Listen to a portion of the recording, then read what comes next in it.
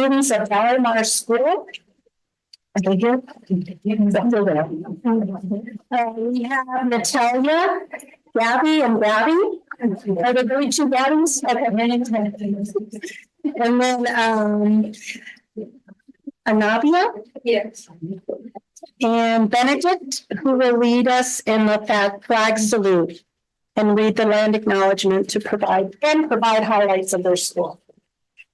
And please stand and face the flag for the pledge of allegiance. I pledge allegiance to the flag of the United States of America and to the republic for which it stands, one nation, under God, indivisible, with liberty and justice for all.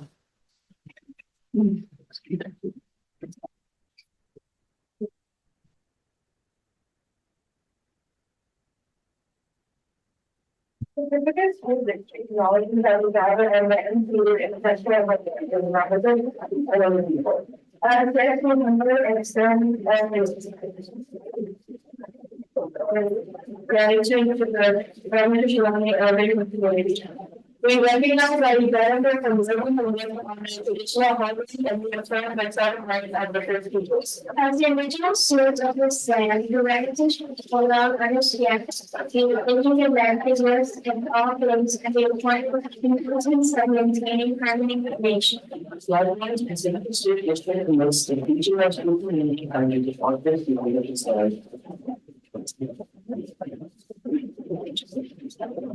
Does anybody want to start with the school highlights? I'll start. Hi, my name is Gabby Monroe and I'm Palomar Student Council President. I would like to talk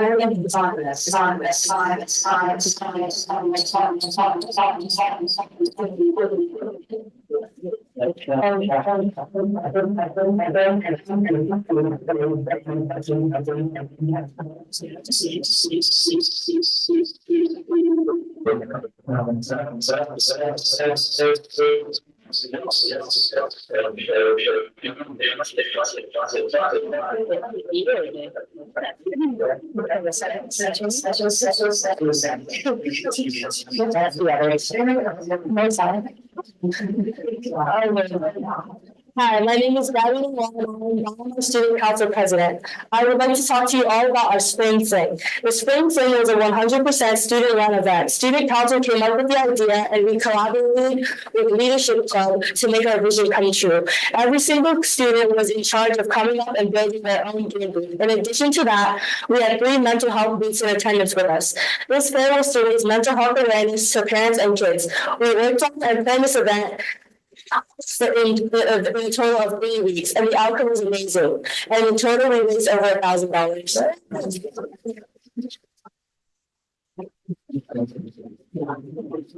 Hi, my name is Gabby Molina, and I'm the Vice President of our Student Council. As you may know from my previous speech, we have just had our very first Spring Fair fair. Even though our outcome was great, we worked through a lot of challenges since it started raining. We had to move everything into the MPR so that all of our booths were fair. Right before spring fair, we had a really successful bake sale, raising over $300, so it was all student run. We had a big help from our president donations with the baked goods, and we got a lot of compliments and praises about the delicious goods. Good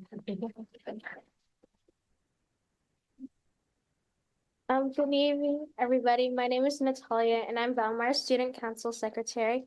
Something that I love about our student council over here is that 2 people from each grade in our middle school get to come together and get to bring their ideas to the table. For example, we hosted the student-run Spring Fling Fair, which was based on mental health awareness. It was very successful. Our student council also got to speak at the Kindness Week Assembly, which was pretty scary for me to speak in front of all the grades, but that's what student council is all about. Trying new things and having some cool opportunities and growing as a student and an individual.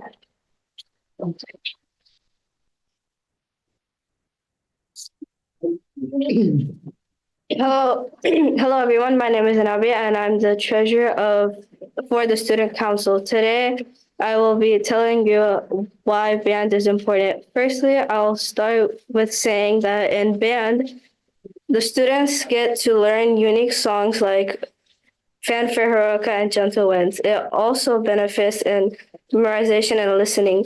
Lastly, thanks to band, we can learn to work together and play new instruments for furthermore leading to new friendships with other schools.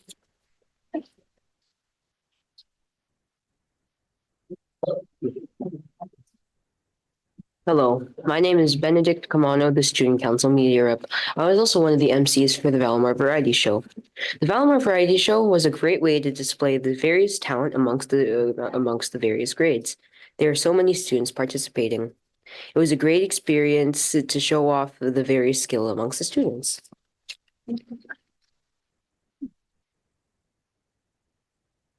All right, thank you. Thank you very much.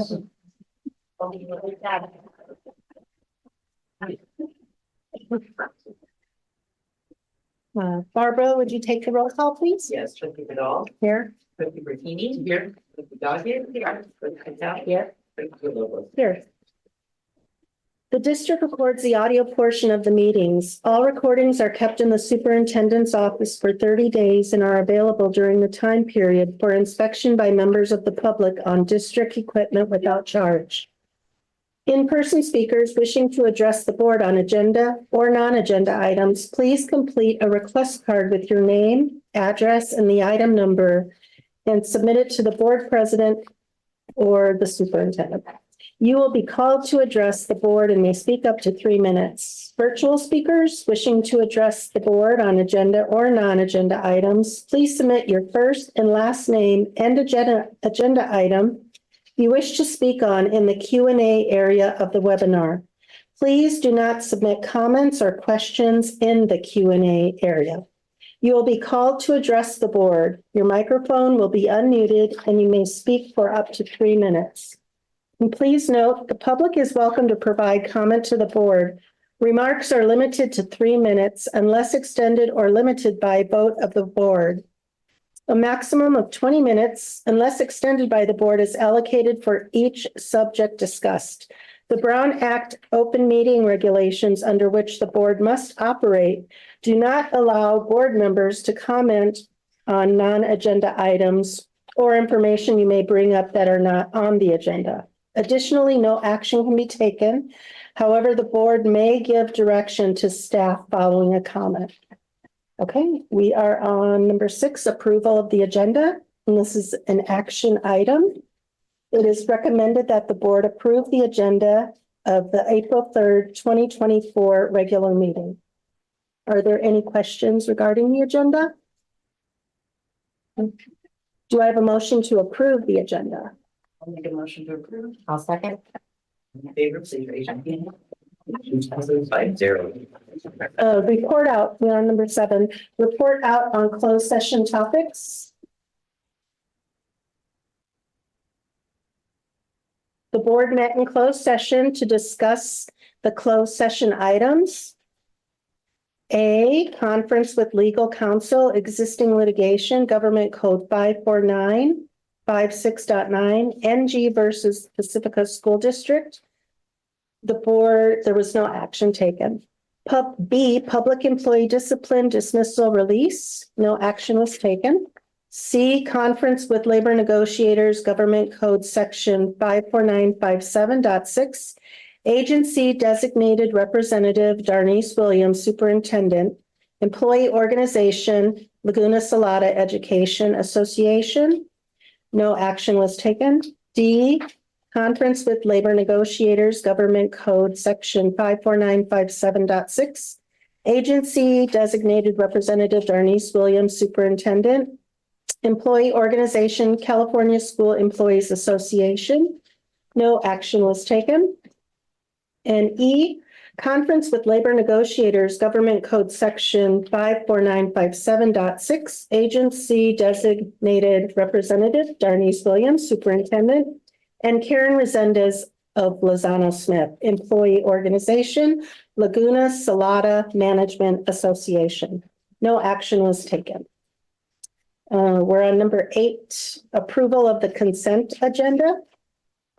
All items on the consent agenda will be approved with one motion, which is not debatable. and which requires a unanimous vote for passage. If any member of the board, the superintendent, or the public so requests, any item shall be removed from this section and placed in the regular order of business following approval of the consent agenda.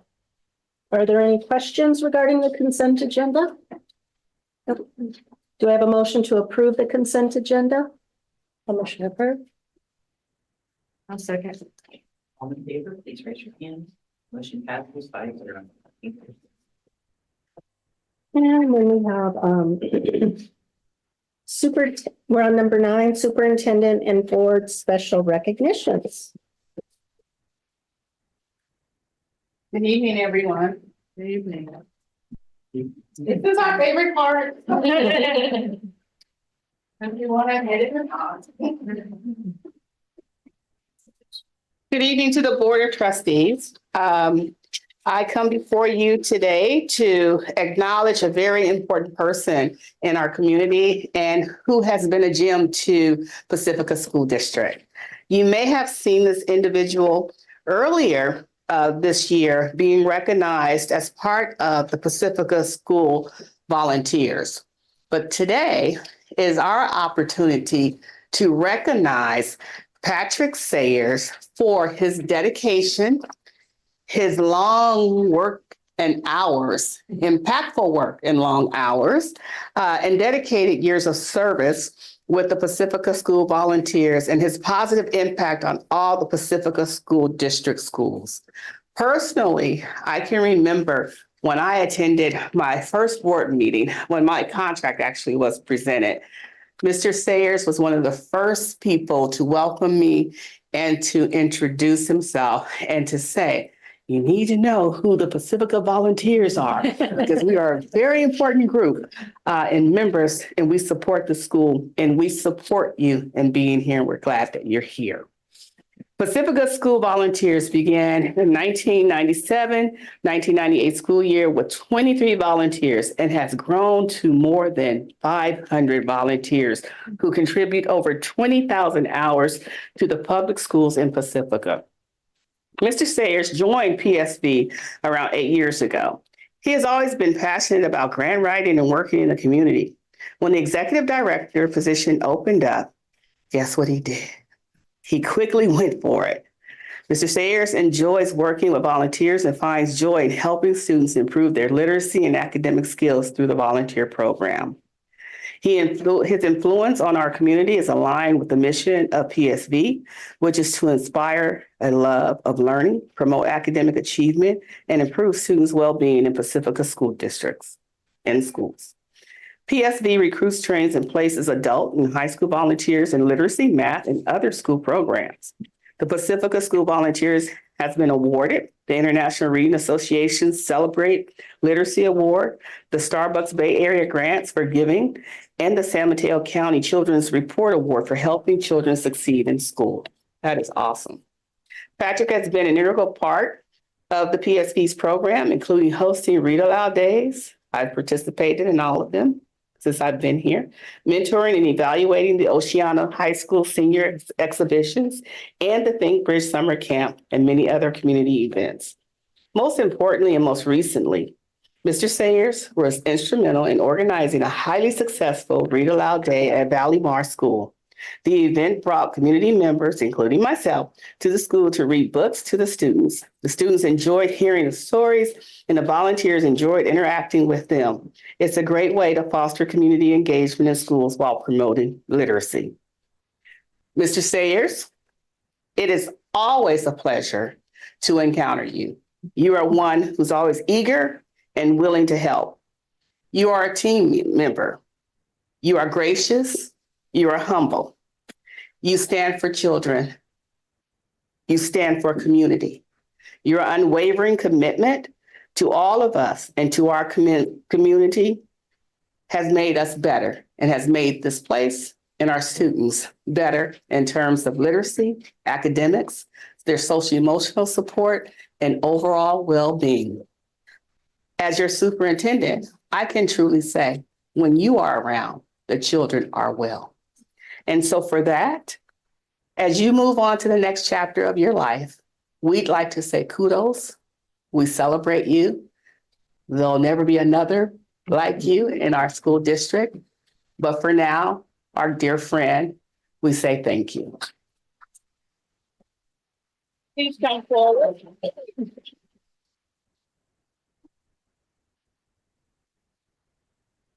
Wow. I'm going to Hollywood. I know. Okay, Pacifica School District Board of Trustees and Superintendent present the Certificate of Appreciation awarded to Patrick Sayers. Thank you for your service and commitment to our students and staff. Awarded this third day of April, 2024. You can get that. Thank you. And you didn't say something. Yeah, I, Smile first. yeah. Oh, I see the picture. Thank you. There you go. Okay, here. Okay. All right, my gosh, thank you very much. And I actually have a few words that I want to say during the speaker's time, but I wanted to just let everybody know that at Pacifica School Volunteers, it's all about the volunteers. And it's really, you have such a big group of volunteers from the community here in Pacifica. And to have an organization that's supported by the school district to be able to go into the classrooms and help kids that need extra help for volunteers or going in and helping a teacher's classroom. That is really a powerful mechanism to have in every community. And because of the support of the district and of our board of directors and many others, we're going to be celebrating our 30th year next year. And that's how many years that we've supported the students in Pacific school districts. So I thank you all for this recognition. And I also just want to make sure that the volunteers understand and know that that's where it's at and stuff like that. So thank you.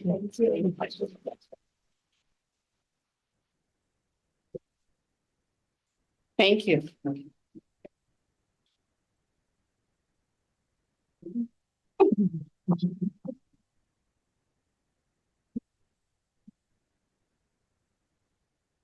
All righty. And I just want to say that this is the first year that I finally put two and two together, that these two are together. I'm like, oh, wow. Wow. Anyways, thank you. Okay, now we're on to communications, LSCA. We had a negotiation session last week that ended tumultuously with the district putting out another fire. Actually, to be more specific, I guess I should say the district didn't put out the fire. One of our members was told to manage the fire. District admins at all levels have told this teacher to let us know what we can do to help. We're here to support you. You got this. It's hard to know what you need when you have been placed in such a challenging position. It says to me that even district admins are at a loss of how to handle this situation, so they'll just let the teacher figure it out. Administrators should be guiding and leading this teacher, not offering sound bites of support. Today, this teacher and I met with HR and brainstormed some possible solutions. Let's hope these can be implemented to support this teacher and ensure a quality learning environment for her students. Another one of our members has been seeking support and assistance from the union in regard to her classroom and duties assigned. Meetings are happening with cases in our class at the district level, and the results are not communicated to her in a clear and manageable way. When she learns of agreements made, some of them require more time and personnel to implement. Time and personnel are not provided. Agreements are challenging to fulfill in the reality of the classroom. This week, there was an incident with a certificated member and a classified member, resulting in injuries for both. Once again, begging the question, what supports were put into place knowing the challenges at hand? Yesterday, we met with Dr. Williams and Dr. Chavez Torres and expressed frustration at how both these situations have unfolded. We are hopeful that progress will be made in each situation. The start of our last negotiation session felt good and progress was made. We hope that momentum continues when we negotiate again on April 23rd. Thank you. CSEA.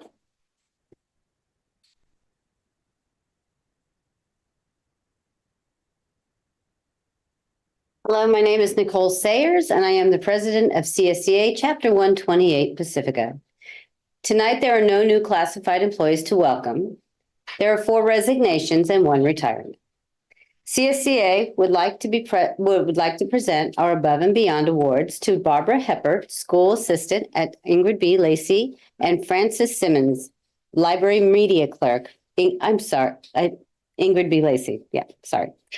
Barbara has been a district employee since 2014. In that time, Barbara has consistently gone above and beyond to support Ingrid B. Lacey students, staff, and community. During her time in the district, she has served as school assistant, COVID health assistant, and has subbed as the attendance specialist and school secretary.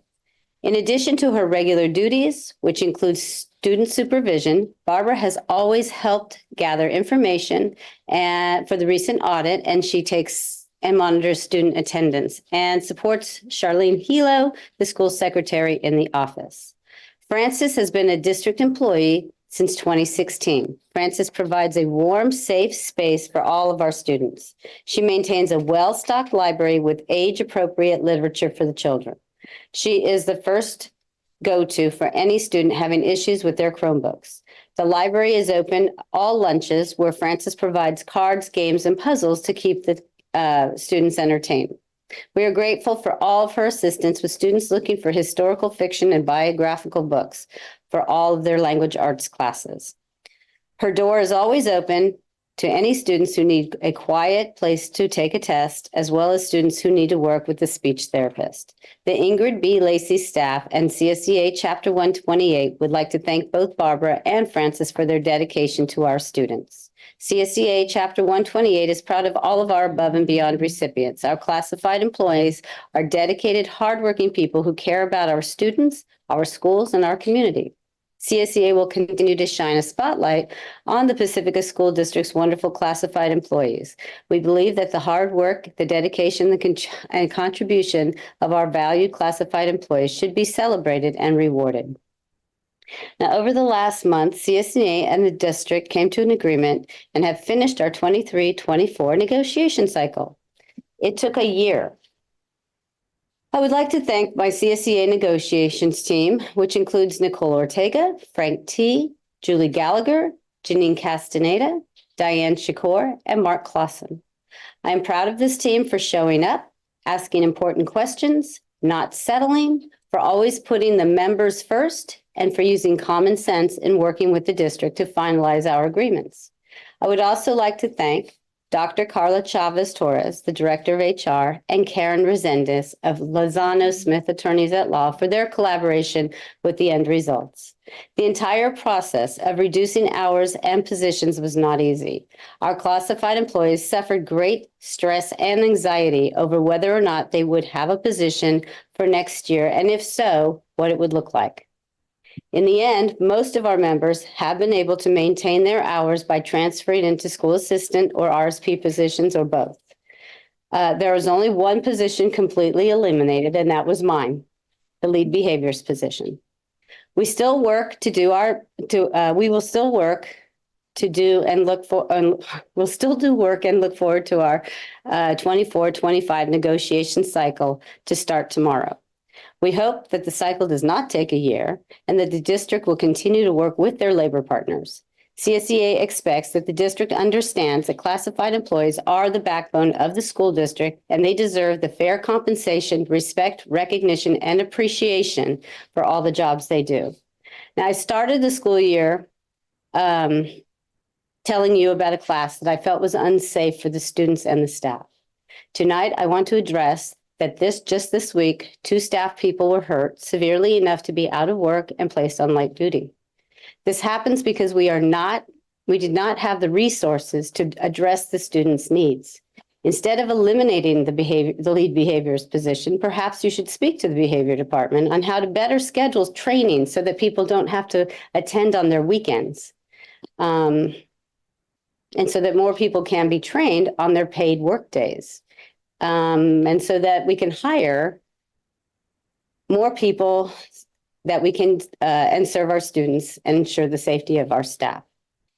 Our sunshine for 24-25 is Article 10, compensation, Article 8, hours of employment, and Article 18, layoffs and reemployment. A sunshine is usually compensation plus 2 other articles. However, I noticed that the district sunshine includes compensation plus Article 9, vacation, and Article 8, hours of employment, as well as revising and removing language as necessary to reflect changes in the law and to eliminate ambiguity and antiquated language in Articles 18, layoffs and reemployment, Article 20, discipline, and Article 29, reclassification. Now that sounds more like compensation plus 5 to me. CSEA expects the district to communicate with CSEA expects the district to communicate with CSEA when they have an interest in changing any language or anything else within our collective bargaining agreement. This is the way that we build trust, and it is road to positive and interest-based bargaining. Looking forward to seeing you tomorrow, and as always, thank you for your time. Great. In communication C, student board representatives.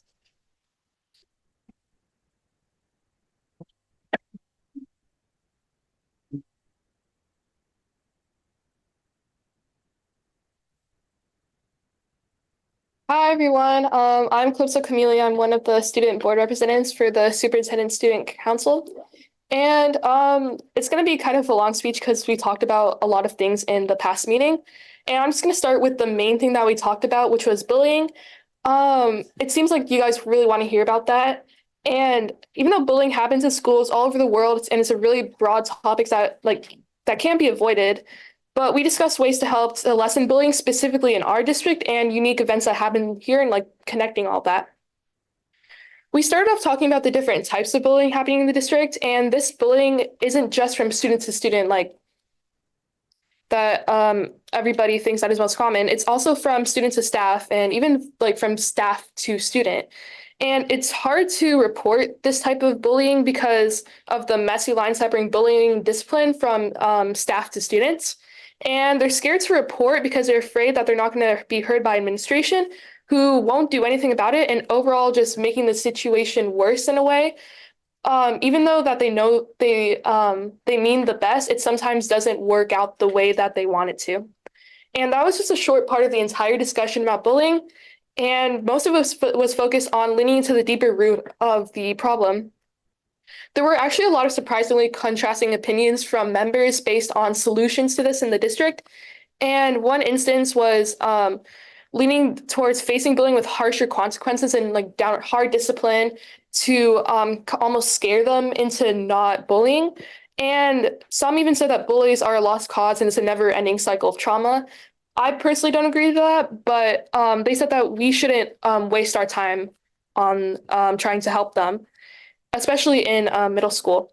And the people who have been victims of bullying agreed to this because every time that they had this point of view, they mentioned that they were victims of bullying. And others were more optimistic and hopeful about this issue and the bullies because instead of more punishments, this solution focused on counseling and to especially make sure that it's private so they won't be embarrassed by it, especially if they're refusing to be counseling. But it's important to really have a relationship with the counselor and the bully, or the bully, especially when they can soon open up and then they can learn that it's just wrong to bully instead of being scared into consequences, which makes them more secretive. And it doesn't teach them that what they're doing is wrong, but instead it makes them hide in their shell more and take out anger on others, yet secretly. And that isn't a lesson that they should be bringing out when they get older.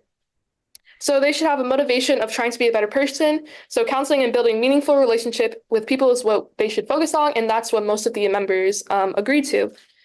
And so that was it about bullying. That was what we talked about. And then we talked about our student updates, which is mostly just events going on in our various schools. And members talked about trying to plan similar ones at their own schools and taking inspiration from each other. So it's really good to discuss that with each other to try to connect. And then, so for a school could copy what another school is doing.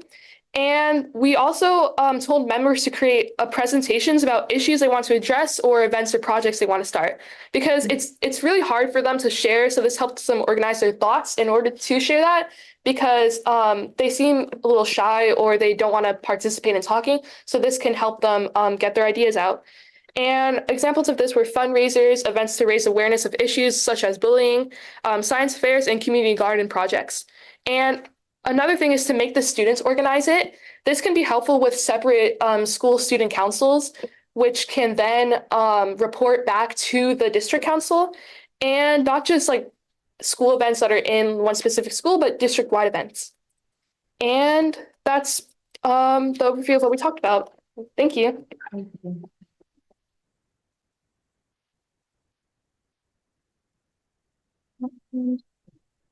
Was that for you too, Tyler? No, they didn't want me to speak. They only wanted one speaker. All right. Would you like to speak? People wishing to address the board? Yes, we have three. We'll start with Patrick Sayers.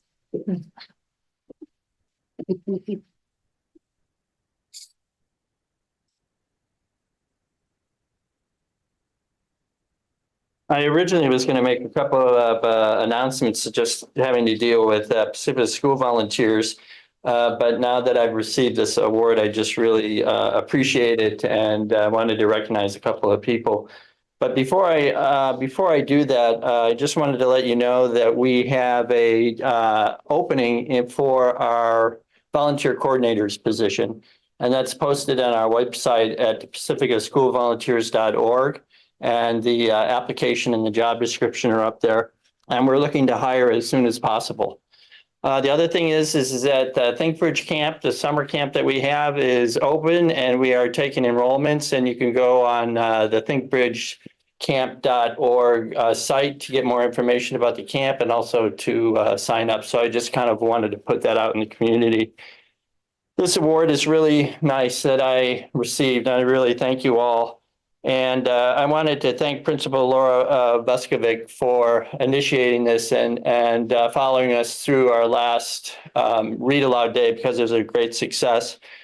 And the Pacifica School volunteers have always received great support from the Pacifica School District Board of Directors, but also the administrative staff has been very helpful to Pacifica School volunteers also. And so I just wanted to thank you all and recognize all the work that's done by everybody. We have a very good active board and board of directors, and the president of our board is here tonight, Michelle Stevenson, and I appreciate her coming here tonight. And I just also wanted to do a heads up thank you to our volunteer coordinator, Minu, who is hopefully watching, but I wanted to thank her for all the good work that she's done for Pacifica School volunteers. So it's been a great night. I appreciate that, and thank you for your time.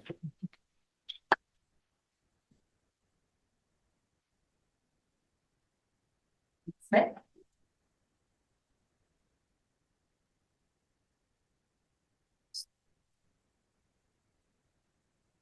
Good evening, board. Hi, I'm Julie Smith. I am the branch manager for the Pacifica San Mateo County Libraries, both the Sharp Park and the Sanchez branches.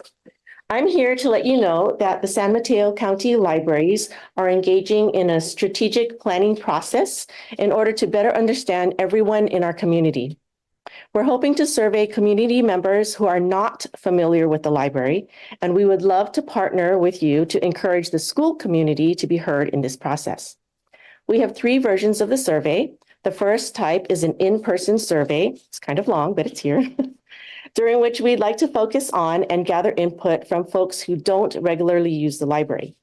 The second type is a digital survey that we would share with the wider school community. And finally, we have an in-library survey available for those who visit us regularly.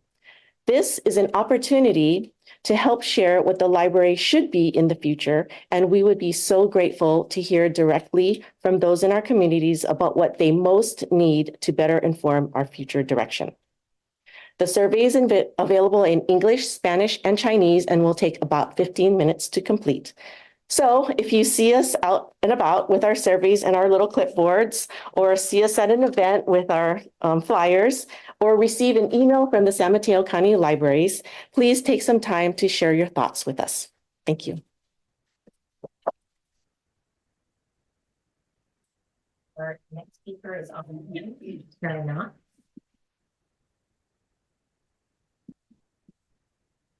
Will have to be made up. I just allowed her to talk. Hello. Hi. Can you hear me?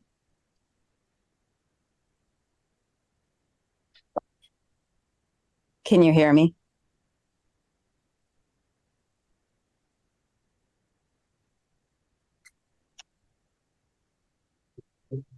Hello. She's talking, but yeah, I see her.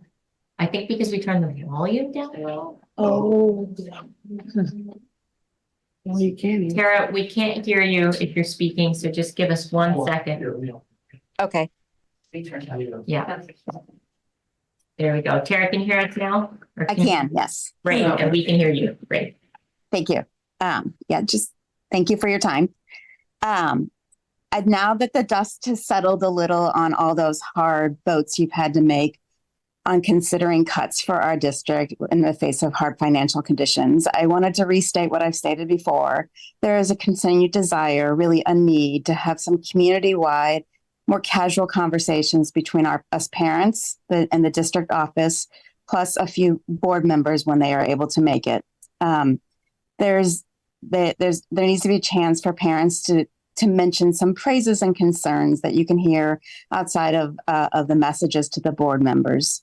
I also understand in asking this that the district office is very busy dealing with so much, really too much. But I wonder if there couldn't be just a few district-wide, all-invited meetings that would help you guys as you are having to make further hard decisions in the year to come. I was listening a little bit to San Francisco Unified's community meetings as they approach their alignment. And it seems like the district is having to speak on the behalf of the parent desires before these meetings are conducted. So I think it would be wise to have some pre-meetings with the parents across the district so that when you get to those hard meetings we have coming in this coming year, that you'll be better prepared. Besides that, we have incoming kindergarten families and rising 6th grade families that are reasonably concerned about what the future holds, particularly in the next year or two for their kids. So I think they would like to know what is potentially coming, even if it is not the best news. Thank you. All right, is that all? And then, does anybody have correspondence?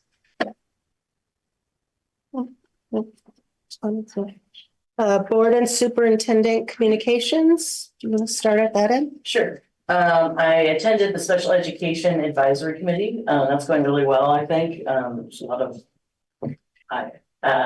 new words and new terms that we're working on, SKIA, and then also just discussing how we do the fade out of their, so that students aren't necessarily tied to one person all the way through their education. They're growing and, eventually becoming, sorry, I'm getting flatter in the field here. So anyway, but I lost my train of thought, but it's been a good meeting. So I appreciate those and they're continuing. So thank you for handling those.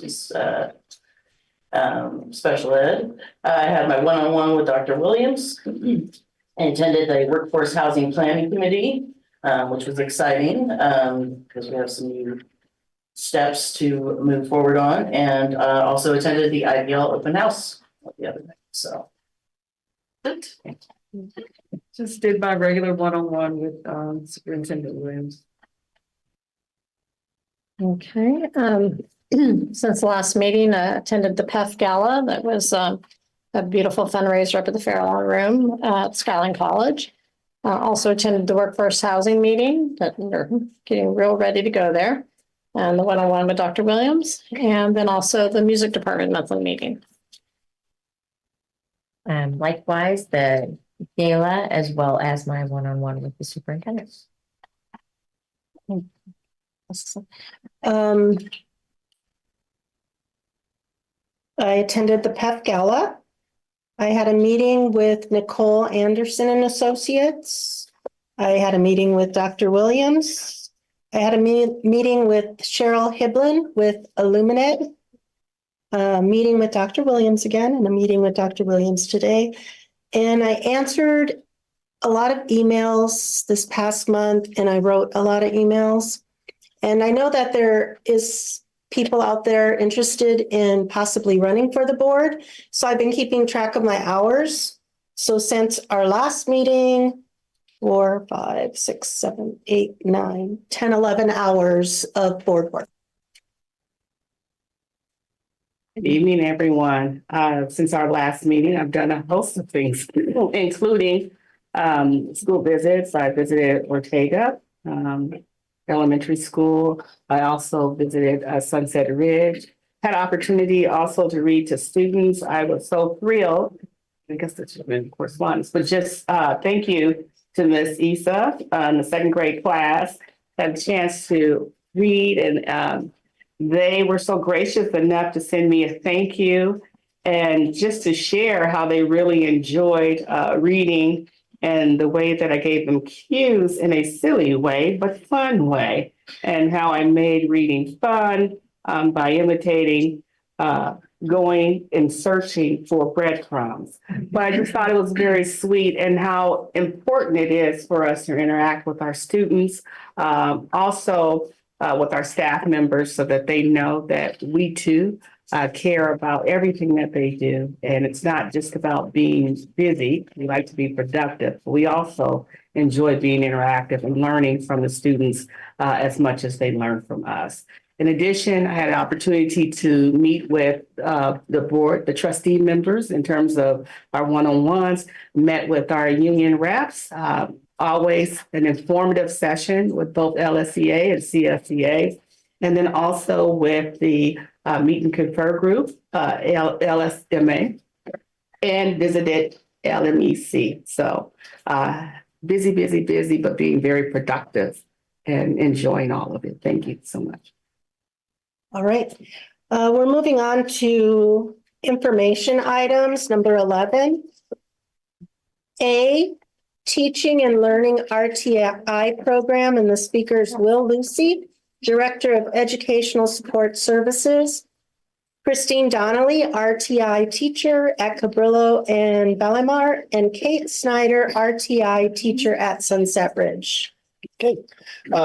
Good evening, Board of Trustees and Superintendent Dr. Williams.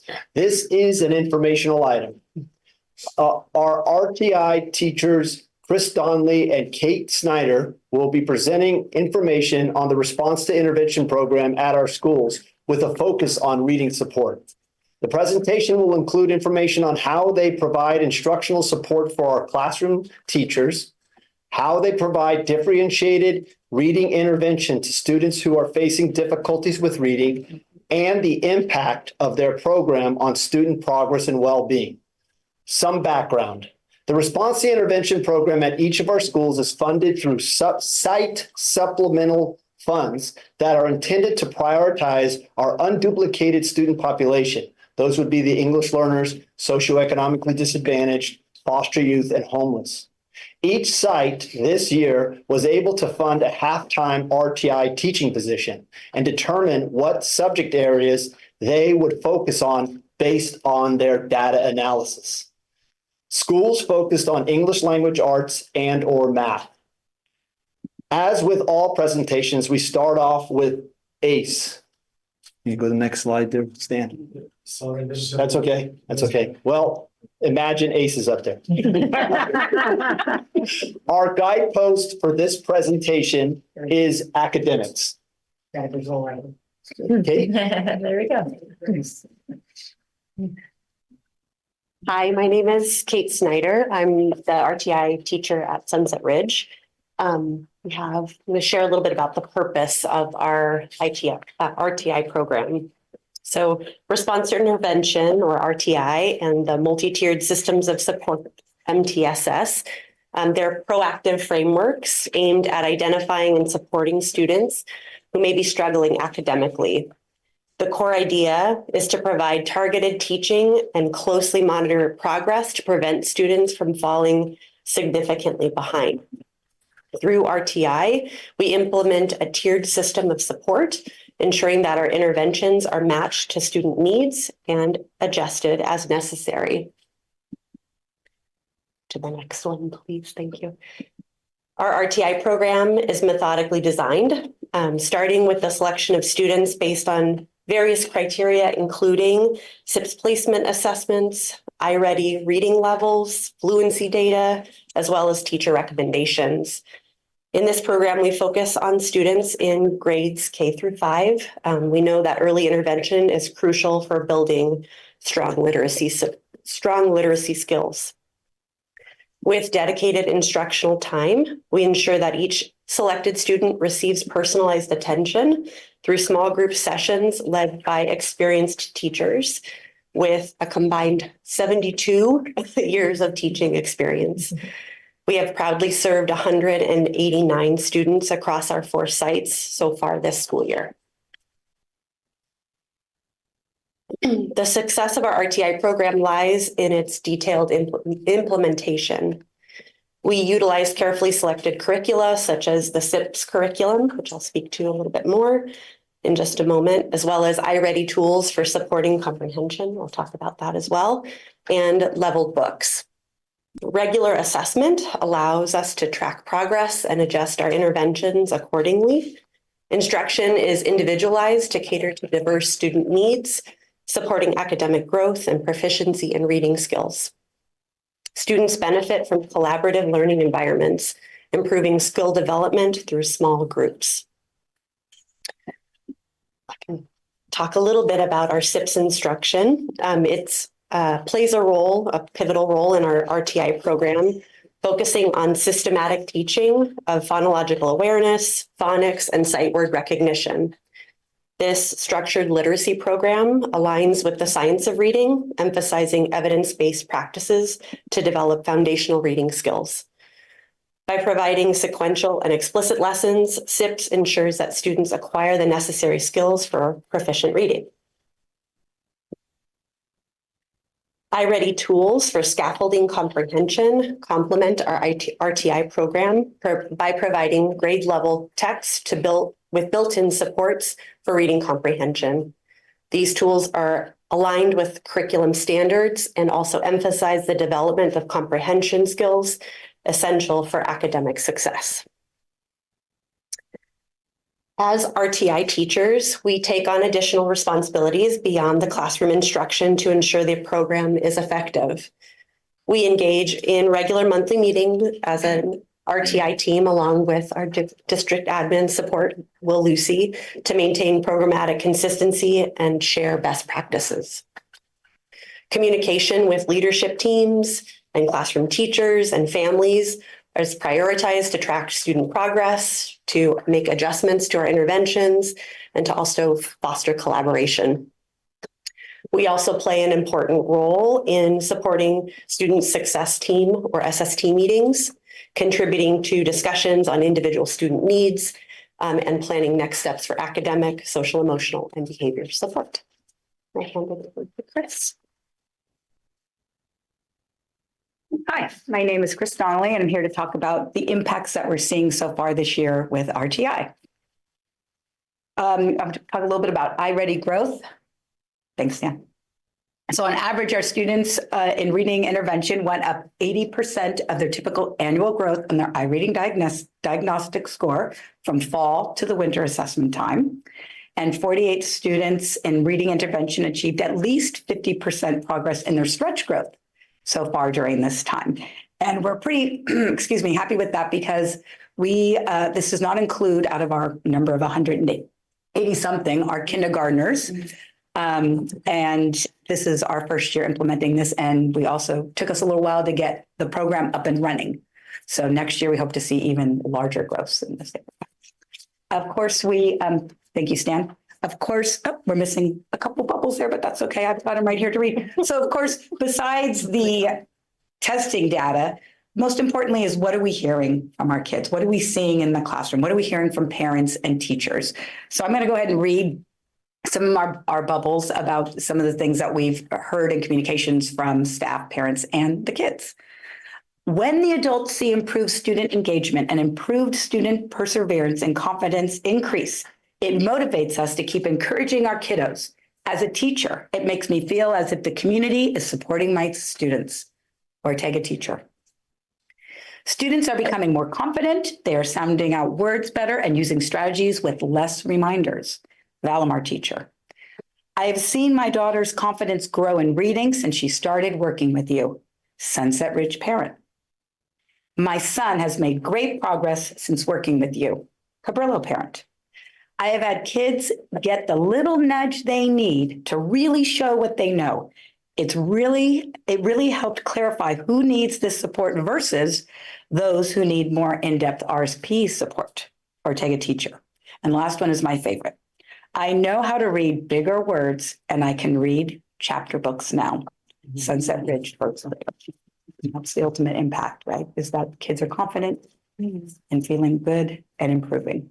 So in summary of our impact that we see so far, it enhances, as I said, students' self-assurance and confidence in reading and writing. It's boosting their participation and they want to come to school. They want to be there. They feel good. So attendance as well. Elevating our scores in both formal and informal assessments in the district and in the classroom. Assisting our teachers in that first instruction and collaborating with them, and also bridging that gap between the regular classroom education and the special education. We're kind of filling that hole right in between there. Thank you, Stan, for the next slide. So what are our next steps? We're excited to tell you about our next steps. We're going to continue on with our RTI model for next year. We like what we see happening this year, but we want to build and improve upon that. We want to be more robust and modify, and we want to be more robust in that we want to add other component to it, such as getting up and running first thing at the beginning of the year, now that we have the SIPS program in place, identifying kids more quickly, getting those interventions going. We want to collaborate more with the teachers and do a little more push in as well as pull out so we can do that small group reading structures in the classroom and support a larger, hopefully, number of students. Continue on with our regular data meetings with each other, but also do that more at the school site and leadership teams. Continue to monitor their progress and make sure that we are on the right track, and also find other ways to monitor their progress besides just the ones we're doing right now. And as teachers, we are lifelong learners. So to continue to learn from other RTI teachers and structures that we see out there that we can benefit from. So thank you for your time this evening. Any questions? Yes. So first of all, this is fantastic. It was great to get this update. I didn't know that you guys were reaching this many students. So, I know you plan to grow, but this is a really great start. So thank you for what you've done and what you've pulled together this year. I have just a quick question on how the interventions and how the small groupings are done. Are they done during the school day in a pullout model? Yes. And if so, when do students get pulled out typically? It may vary by site. I can speak to Sunset Ridge in particular, but we are arranging. My lessons are about 30 minutes each time I meet with a small group of about 5 or 6 students. They are, as much as possible, mixed grade level if necessary, but we try to, and mixed classroom. So it's arranged around specials as much as possible.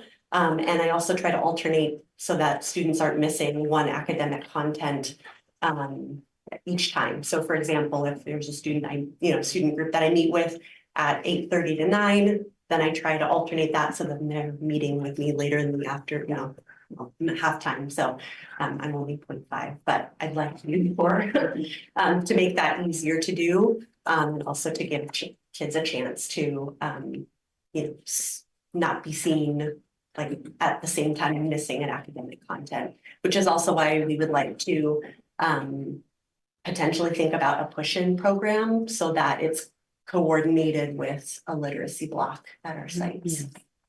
And I'm pretty much the same thing as Kate. Same thing, the kids are grouped together according to ability level and grade level. For me, a little bit more because I started SIPs a little bit later. So my kids were kind of already in these groups, but it kind of worked out that when I did assess them for the SIPs placement, they were all pretty much within one level or another. But we do group them across classrooms within that grade. And then we have some kids that are going in between the grade levels as well, like maybe K with a first or a second with a first. But for me, I swap school sites halfway through the day. So I'm on the run. And so a couple of days a week, I have my kids in the morning at one site and the other couple of days in the afternoon. So they too are not always missing the same subject. And we do try to build around their special activities so they're not missing music or PE as well. And again, the same as Kate, for me, it's about 25 minutes, sometimes 20.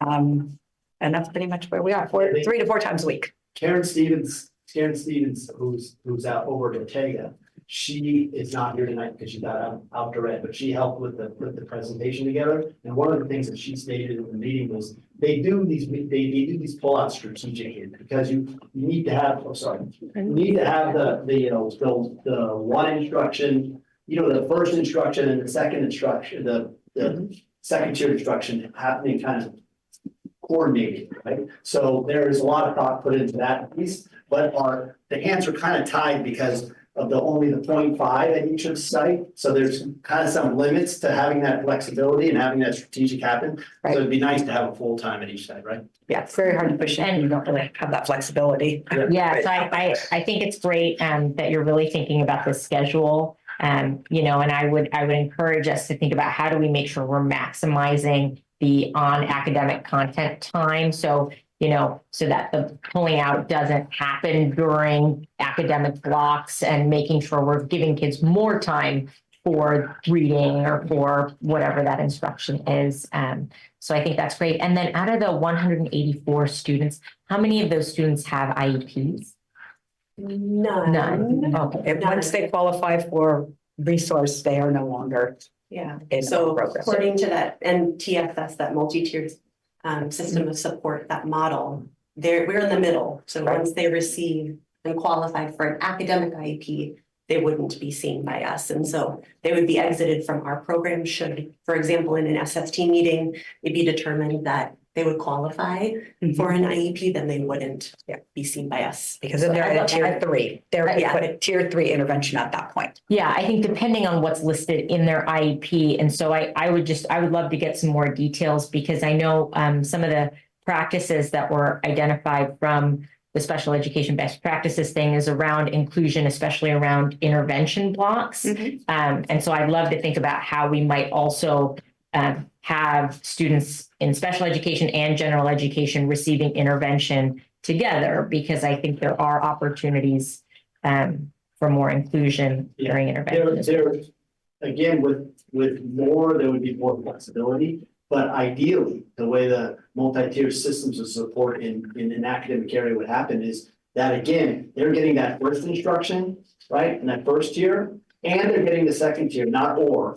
And they're getting the second tier, and they're getting the third tier, right? So those would happen in concert with each other. So like you're saying that, why pull a student out from their reading time in their first instruction to do their second instruction? That doesn't seem like you want them to be doing the first instruction and having those interventions within the first instruction and the second instruction happening. So you're trying to have them. But again, sometimes, not sometimes, but flexibility of scheduling is difficult. Totally. And with students with IEPs, all I mean is I think inclusionary practices, they would benefit a lot from being with their general education peers in an intervention block in a small group to learn, so that they're getting effectively, if we call first instruction in the classroom with the general teacher, second instruction yourselves, and then third instruction, their IEP services, that they actually get 3 levels of service. Yeah. I just want to say thank you for your presentation. And one of my children actually went through the RTI program like 15 years ago. So I did see the benefits of that. I'm just wondering if you can come back at the end of the year with like a total of how many children you helped and what their results were? Is that possible? Sure. Yeah, we can share some updated, ready Yeah. reading data once those tests are administered. Yeah, we should have that in later in May. They sent me all of their like individual by student name progress reports of how they are doing over time. It's impressive how they're monitoring and they're keeping track of. And if a student exits out or if a student is not needing it and another student, because there's always students that can fill it. There's more need than there is Right. supply. So I've been impressed with all three of theirs of the amount of individualized data they have and how they're monitoring all along. So, but 20-minute or 10-minute presentations are they're all. All right. Does anybody have any more questions or comments? The only thing I want to say is it's good to hear phonics being finally used back again in this district. There's a doldrums there. Thank you. All right. Thank you. Thanks. So we are moving on to B, presentation on parcel tax process, and the speaker is Joy Comer of Team Civics.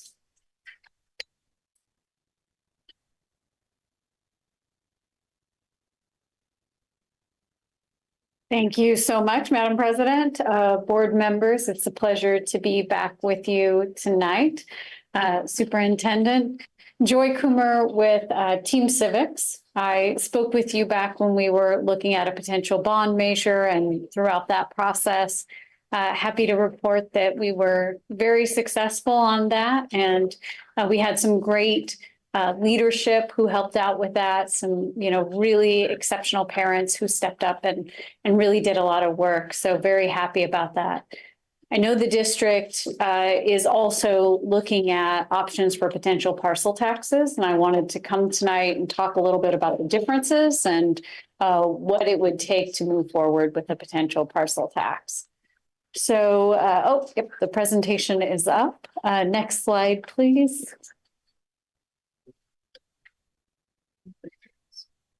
You may just have to scroll. I think I sent both a PDF and a PowerPoint, but whichever is easiest. Well, the next one's just about our firm. So just knowledge that, I probably know what's on here. Our firm really does do planning and communications around potential bond measures that happen throughout the state. This is all we focus on. And we've worked with your district, and I myself have worked with your district over the years on your previous parcel tax measures. And as I mentioned on the previous bond measure. That's gone. So currently you have a parcel tax in place. That parcel tax was passed successfully thanks to great collaboration with people and community members in the community who helped really get that moving. It is small compared to many other districts. Maybe we're back. Nope, there we go. Next one. Yeah, we're on this one. There we go. Thank you. So June of 2017 is when we passed Measure D at 77.5%. And as I said, great collaboration again with a group of parents and community members who really stepped up and helped make that successful. It is set to expire in June 30th of 2027. As many of you may know, and some members in the audience tonight, parcel taxes and bonds have very different uses. Bonds can only be used for facilities. They cannot be used for salaries. They cannot be used for other items. They are focused on facilities. Unfortunately, the state has not been a great partner in facilities, as you all know. And so the only way to really address some of the great needs that districts face is by passing local bond measures. But those are only allowed to go on the ballot in even numbered years. So your only opportunities to look at a potential bond measure, to do some of the important work that had already been started, was to focus on this year because this would be an even numbered year. We did that initial survey. We saw that we had an opening for success in March of 2024, that the community did support the district looking at a GO bond. And so we made the decision to move forward, knowing that if you weren't able to pass a bond this year in 2024, you would have to wait until 2026. And it would halt a lot of your programs and projects that were already in place. And so it would have been a hardship on the district.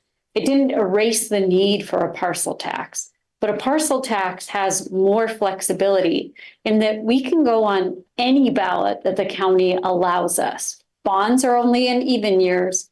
Parcel taxes can go on at any time. So in addition to the regular election this November of 2024, there are other opportunities if the district wanted to explore them that they could also consider. This right now, though, is our timeline, just looking forward to November. We have just now started working again with Godby Research. They are the research firm that has worked with the districts for many years. We are working with staff members, with union leaders, and hopefully we have some parents also who will be joining us in putting together that initial survey and sharing that with the community to see if there is support for an add-on to your existing parcel tax. This would be similar to what Jefferson just did, the elementary school district, right? They renewed and increased their existing parcel tax. What we're going to look at is a separate standalone. This is how you would differ from Jefferson, is that their parcel tax was renewing because it was going to expire this June. And so they had to renew it before it expired, and they wanted to increase it. So they did all that at once. Your existing parcel tax, though, which can be used for salaries and can be part of the general fund, it does not expire until 2027, I believe. So if you were to pass a new parcel tax, if there was support for that, it would be separate from your existing, and you would have two parcel taxes going. There are many districts who do that now. They have two separate parcel taxes. That's similar, but just a little bit different than what Jefferson just did on theirs. The high school district, for example, has passed many overlapping parcel taxes, and then at some point maybe combined them. So the first step in our process really is to start with that feasibility, do the survey, see again if there is support in the community.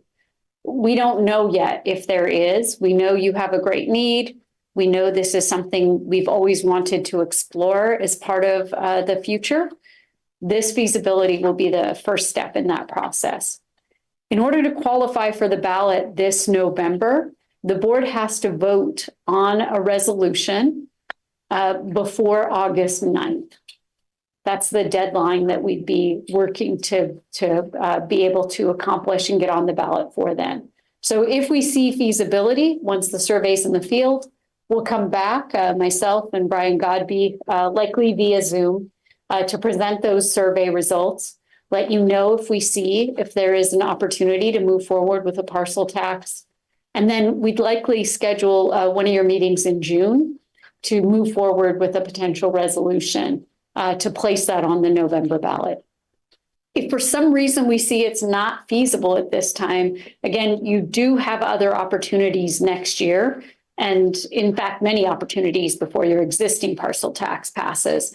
But next March, for example, you could go right back on the ballot and look again. So part of our initial process here is really seeing, is this something that the community can support, knowing the situation at the district?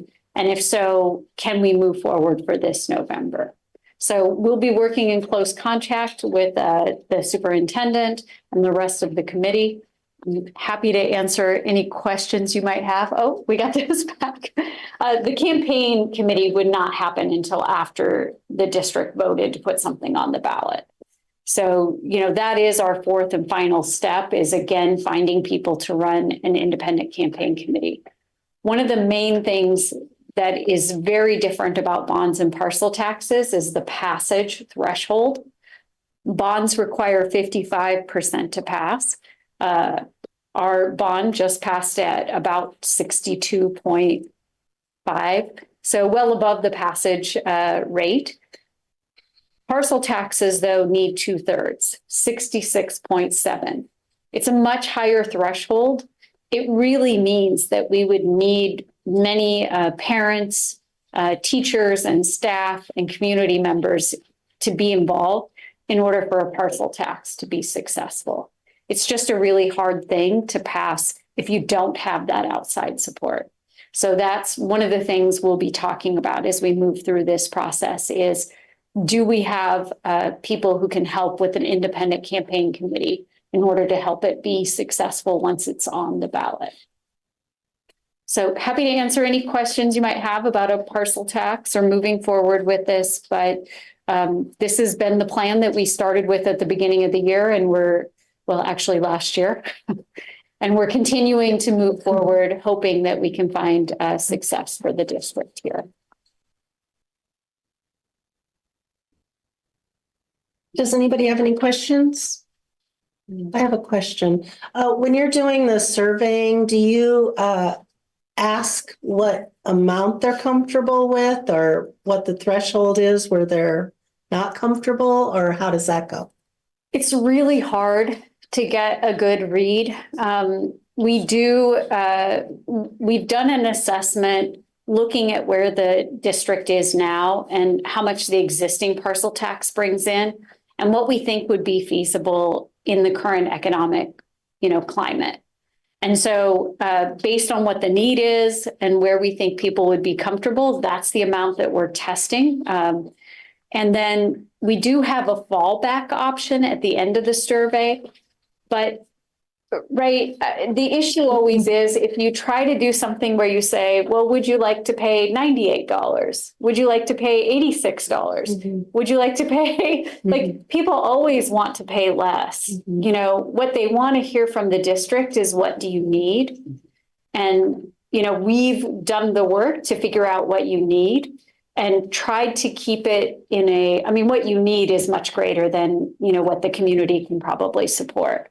And so it's really finding that fine line between where can we take what you need and where do we know the community could be supportive and feel like that's comfortable for them to give.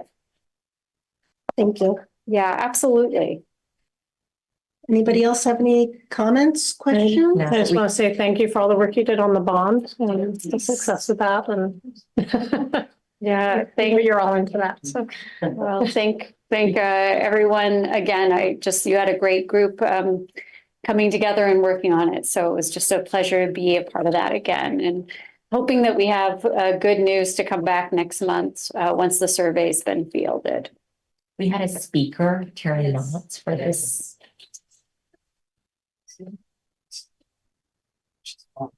I think I was. She spoke earlier. She put down two. She's there. I don't see her. I don't see her. She's not there. Present. She's not in the. Okay. She's not attending. She's not present for sure. Right. Okay, She's not here. so moving on. Thank you so much. Thank you. All right, so we are on number C, Expanded Learning Opportunities Program Summer 2024, Speaker Tom Stafford. And he will share Expanded Learning Opportunities Program, which is ELOP, for the something. Yes. So, well, thank you for having me tonight, and I appreciate the time to speak with you and update you on our expanded learning programs.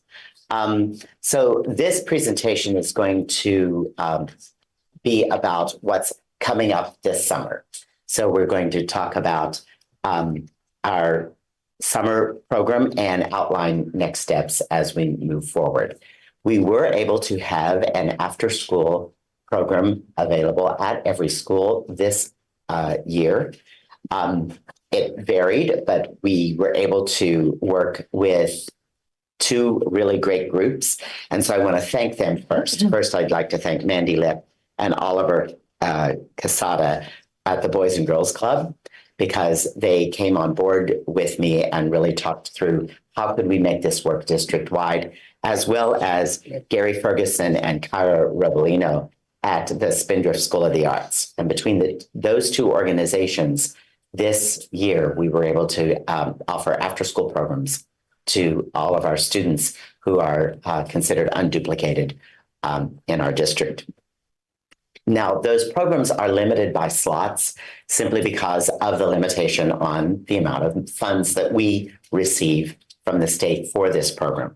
However, we think that we've been able to address just about any family who's come to us or we've been reached out to that needed the program.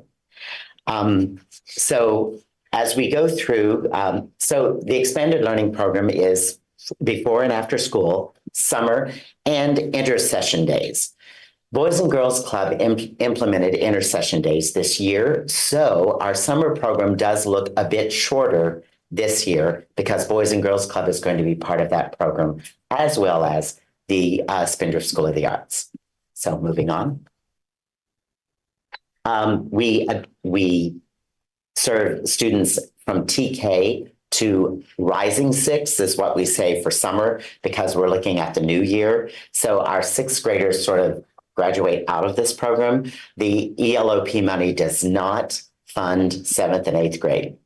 And we all wish it did, but it doesn't go to them. So we provide access to all unduplicated students, TK through 6. It is audited yearly. I can attest to that this year, definitely. My first year of being audited ever. So that's exciting. We have to serve this population of students for 30 non-school days. And in those days, we built in some of those days in the school year during our intersession, during Thanksgiving break, Christmas break, and I think there are also some during spring break that are happening. Every student is eligible to participate in the program, but we do not charge students who are homeless, foster youth, or eligible for free and reduced lunch. We are offering ELOP hopefully again this fall as I work with them in the last part of my tenure with the district after they get my 29 fifth graders on their way. And we're going to try and set up something so that when we walk into the fall, you will have a program that is at least set in place for the fall as well. So moving on, our summer program. So this summer, we are going to offer our summer Boys and Girls Club summer program at Valamar School. We have 150 slots. Now, I based these numbers on how we did last summer when we had Edmo doing their summer program. None of their programs went over 155 kids. Most of them were under 150. So that's why we based this on 150 slots, which also allowed us to be a little more fiscally responsible with the funds that we receive. So I was glad that we were able to talk about this. We'll have a 10-to-1 ratio with our TK classes, and our first through sixth graders will have a 20-to-1 ratio with their camp counselors.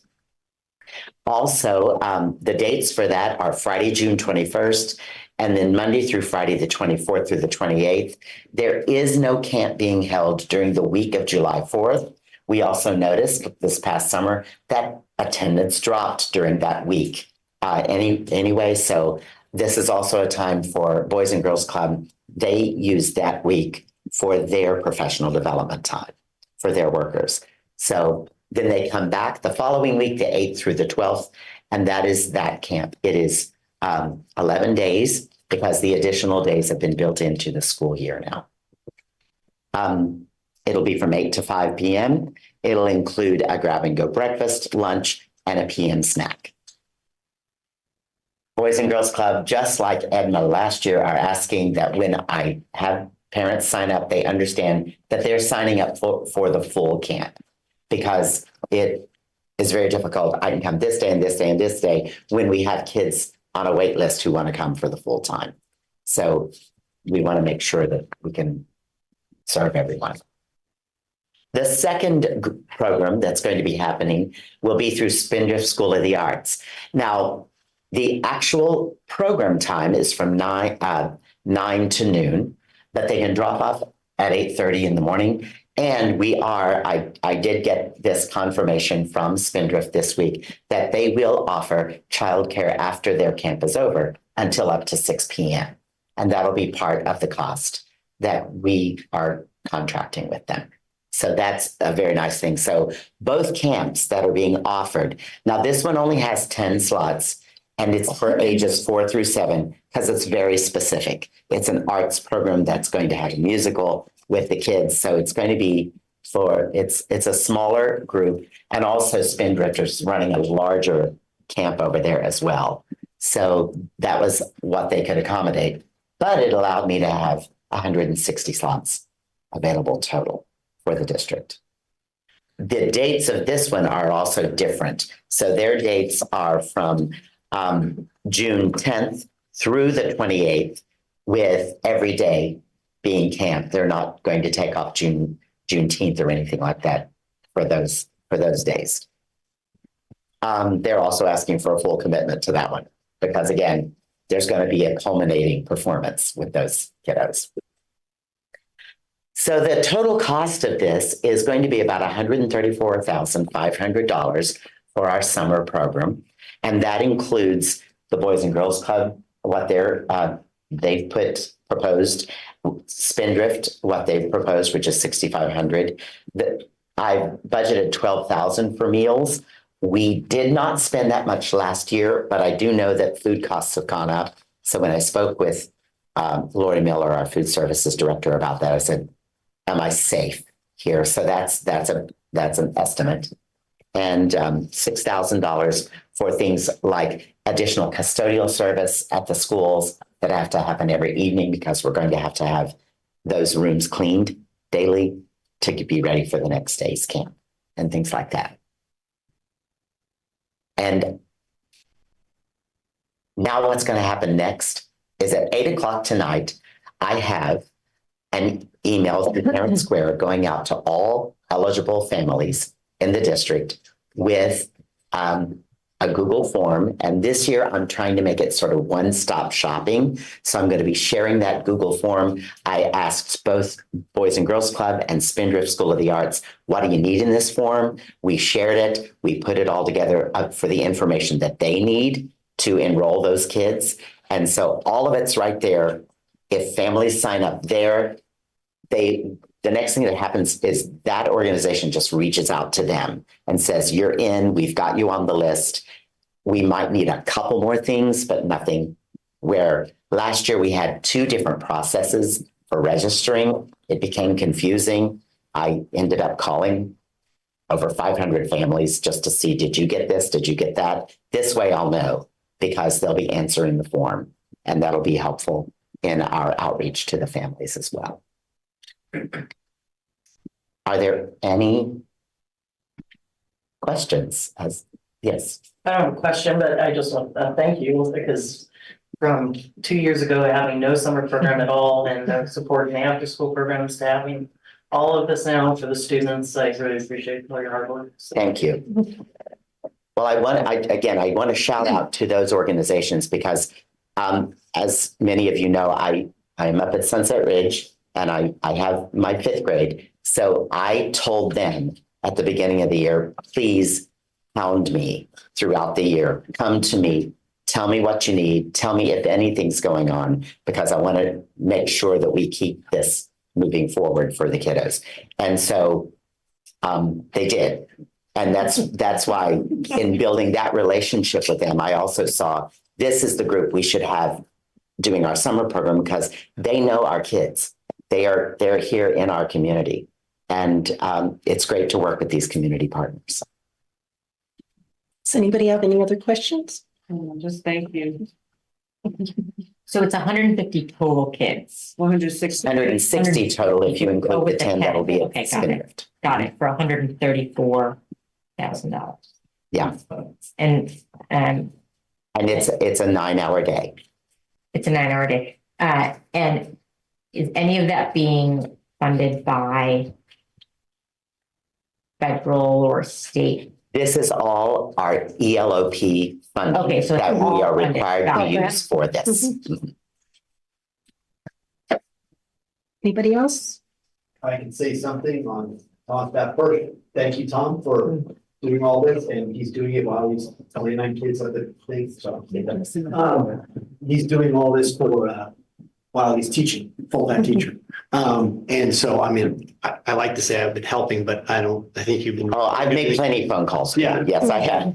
But the other thing was that, and which he didn't mention, but he does do, is he makes sure, even with the registration that goes out, they have to answer yes or no. And if they don't answer, like, no, I'm not interested in the program, or yes, he will track them down, or not track them down, but he will call them and say, I just want you to know this is available to you, because, it's very clear in the thing that we need to make sure that we offer to all of our unduplicated students and make sure that they're aware that it's available. So he goes to the extra step, or he does that. If he's not getting a response back, he's gonna hound them. I reach out, yeah.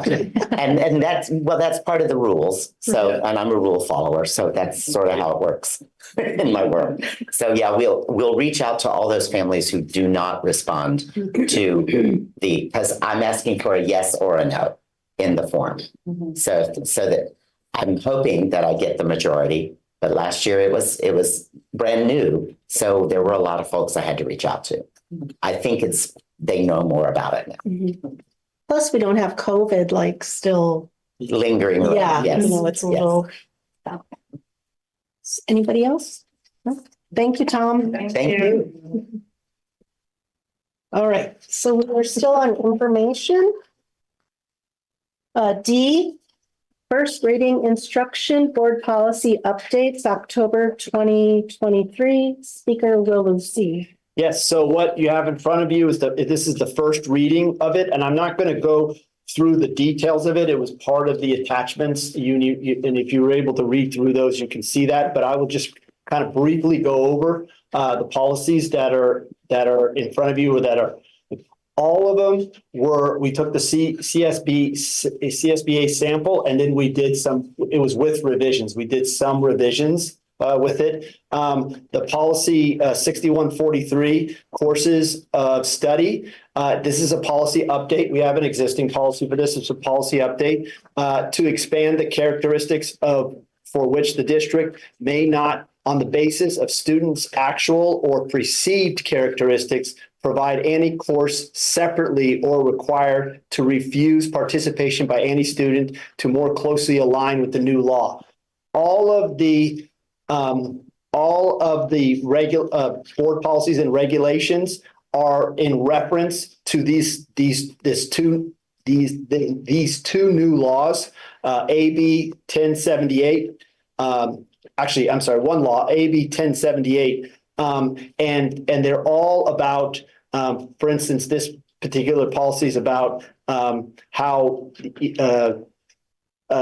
naming of, instead of formally referring to gender as men and women, it's now including people of all genders. That's the phrase using Latino Americans versus formerly Mexican Americans, LGBTQ plus Americans, formerly lesbian, gay, bisexual, and transgender Americans, and members of other ethnic and cultural, religious, and socioeconomically status groups. So it's more of looking at that language being in there, updated language, but also being that the courses of study are contributing to this idea of reflecting the requirements of districts that offer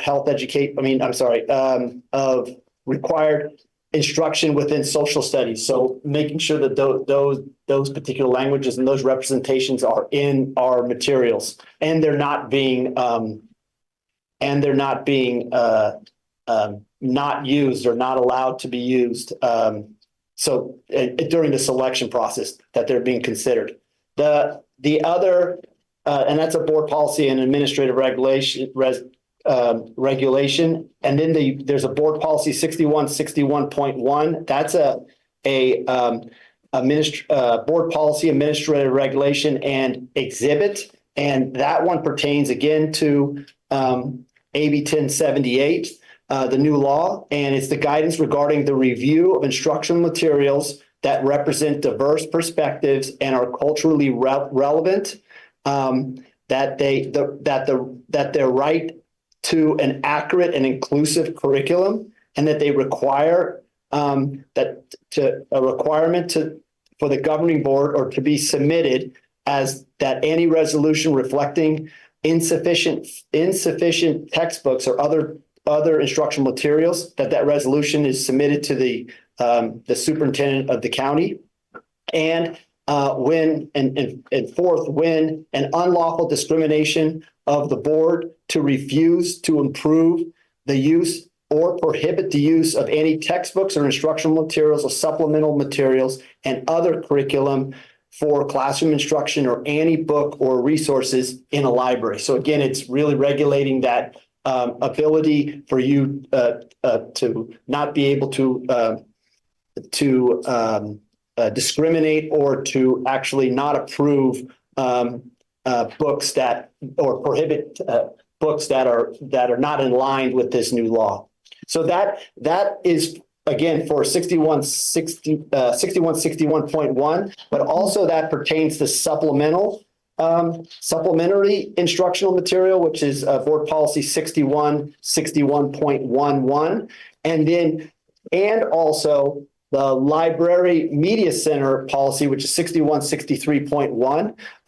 But there is an additional piece to the library media centers where the policy updates in regards to the criteria for evaluation of the conditions and use of school libraries to add the quality of collections at a school library include types of materials, and those would be fiction, nonfiction, newspaper, magazines, the library materials that are in alignment with curriculum and provisions of a broad spectrum of knowledge and viewpoints. And two, that principals, teachers, library personnel have the knowledge of the process to follow when library materials is challenged. So again, you probably have heard stuff that's happening in Florida and stuff like that. So this law is to be able to protect and regulate those type of actions. So do you have any questions? I know that was a lot, but these are important because these are really kind of in front of the news these days, right? So Any questions or comments? Okay. Thank you, Will. All right, and we are moving to E, first reading student board policy updates, October and December 2023 by John Barfield. Good evening, Board of Trustees and Dr. Williams. I was an overachiever and prepared October and December 2023 updates. Full disclosure, I prepared December, and then Barbara told me it's actually October. So we're doing them all now for first read, October and December. The first is Board Policy 5116.2, involuntary student transfers. The essence of this board policy, it provides specifics about involuntary transfers. Essentially, this is administrative transfers that our office would do. It has specifics about how the in-district program is selected, and it has safeguards so there's not a discrimination piece in how the new location for the student is selected on involuntary transfers. It also talks about students who have been convicted of crimes. That really doesn't apply to us, but that's also a part of this policy. The next is a very important board policy on bullying, 5131.2. This is updated to reflect the new law, AB 1078. It's actually one of the laws Will was referring to. First of all, it requires that the district's policy for bullying has a statement that the policy applies to all acts of the governing board and the superintendent in enacting policies and procedures that govern the district. It also calls for a reflection of a CSBA policy brief on school safety, bullying, and cyberbullying. This encourages district families to model respectful behavior in regards to kind of online behavior. So I thought that was a pretty neat suggested board policy. And the administrative regulation for that board policy is also suggested by CSBA. This further expands the definition of cyberbullying. It also calls for additional measures and suggests a strategic plan that the district would have to address bullying. It also goes into more depth about cyberbullying. And interestingly, it calls specifically for a response of a restorative practice or restorative justice for students that have engaged in cyberbullying. So it specifically calls out a restorative practice as a disciplinary measure there. There's another administrative regulation, 5141.21, about administering medication and monitoring health. One part of this says that districts who put in a diligent effort to hire a credentialed school nurse can go ahead and hire an LVN if they cannot find a registered school nurse. So that was pertinent in that one. It also talks about procedures for training for EpiPen injectors, talks about the naloxone, the opioid overdose, talks about those procedures, which you know that we are a part of that program. And also talks about more pieces about anti-seizure medication, kind of rules and regulations as far as medication administration. So we'll make sure that we always are making sure that people are trained on medication administration, and if these board policies are approved, would continue to follow these. 5145.3 is a non-discrimination and harassment policy.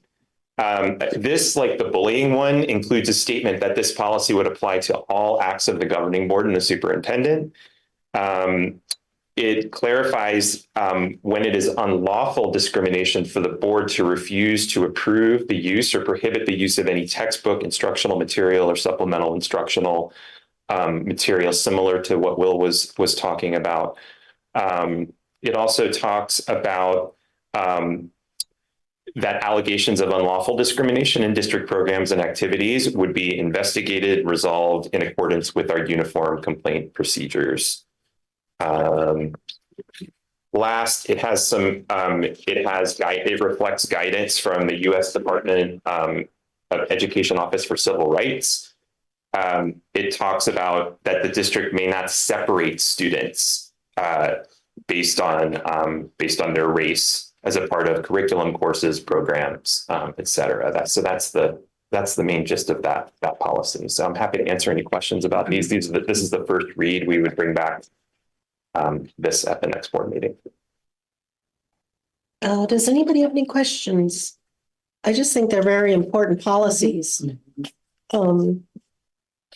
Just add one question where the cyberbullying is asking for restorative practice.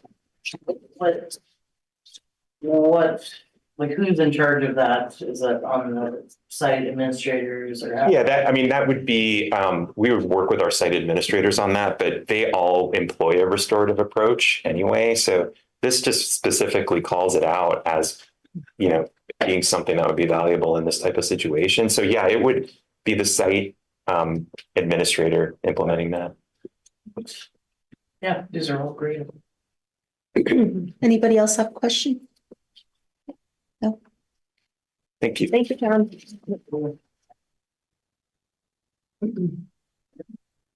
Right. And we are on number 12, action items. A, approval of the tentative agreement between the Pacifica School District and the Laguna Salada Education Association, LSEA, for school year 23-24, and this is an action item. Well, the paper one is different than the online one. Just this one. Online is B. Oh, Yeah. okay. So if you're looking online, it's B.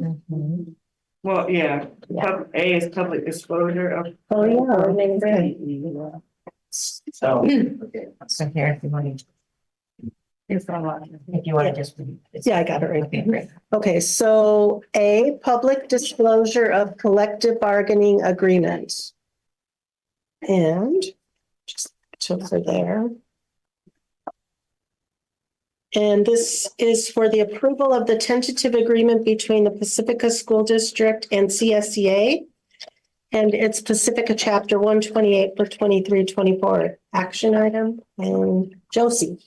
Good evening, Trustee Villalobos, Dr. Williams, trustees. So on the agenda that I'm looking at online, it is the AB 1200. Assembly Bill 1200 is the law that governs fiscal health of school districts.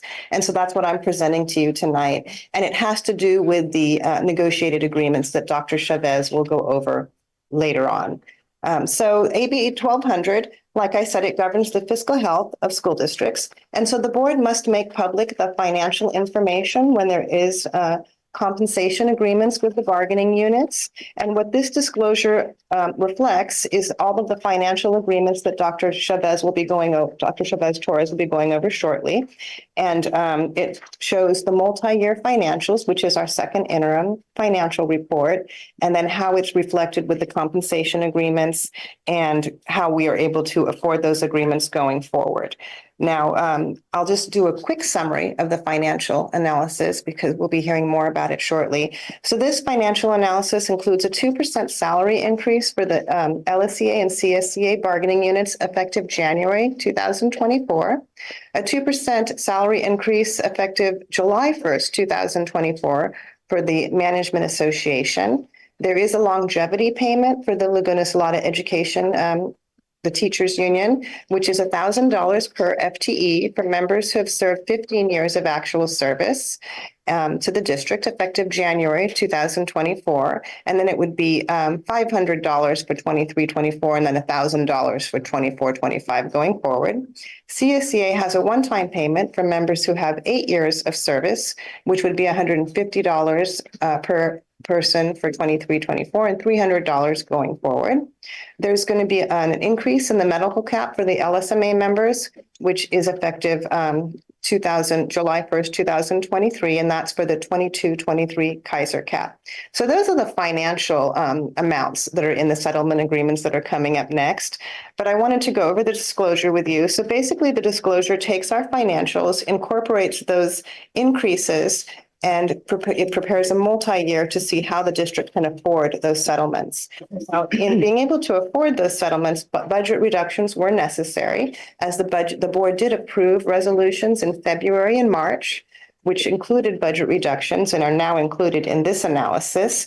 There is also a section to look at in this disclosure that talks about other fiscal indicators. And so I'll just briefly go over a couple of those. One of them is, does the bargaining unit have recipients of lifetime benefits? And yes, our employees, certificated and classified in management, do have lifetime benefits, which means if you retire with the district after serving for 10 years, you first receive a single Kaiser and single dental for up to 10 years. And then thereafter, there's a lifetime benefit for the remainder of the retiree's life, which currently is $1,884 for 180 retirees. It's about $343,000 currently in our budget for those lifetime benefits. The other indicator is, are there any caps on health and welfare benefits? And no, we do not have caps on the certificated and classified healthcare benefits. We do pay full family Kaiser, medical and dental for our employees that are 100%. The other items I'm going to let Dr. Chavez Torres go through when she presents her items. I did want to mention that we prepared this disclosure and gave it to the County Office of Education. They made an assessment of our costs and our multi-year, and they concur with the analysis that we're presenting to you tonight. Are there any questions? I know that was pretty brief. I don't have any. Does anybody have questions? Just Yes. one question, then I know it's been a long time, but was there ever a point where there was a cap on the medical benefits? I don't remember there being a time when there was a cap on the medical benefits. Now with management, there is a cap. Right. I didn't mention that. I think maybe the cap has gone to Kaiser where previously it might have been higher cost plans. Okay. All right, thank you. Anybody else? The 10 years of service and then continued medical benefits, is that for certificated and classified? Yes, it's actually for all employees who serve 10 years with the district. It's 10 years of single medical and single dental, and then the lifetime benefit thereafter. And is that like a standard practice across districts? Well, you look at San Mateo County, it's not. It's really something I think that our district has been very generous with is retiree benefits. And one of the things we haven't, brought to you recently is the actuary report, and the true cost of those benefits is really 13 million when you look at that report. But across San Mateo County, I don't think it's that standard. And also it's a CalPERS. The lifetime benefit is really being a member of CalPERS. Several districts have gotten out of CalPERS and they're now in consortiums or they have their own packages. And so that is an alternative way to go. Ours is a very expensive package being in CalPERS. It's a very good health benefit package, actually, the plans we have. Yeah, I mean, as opposed to looking at ways to reduce that, I wonder how we can, continue to highlight that as one of the benefits that our district does offer. Anybody else? Thank you, Josie. Thank you. Okay, so now we're on. Okay,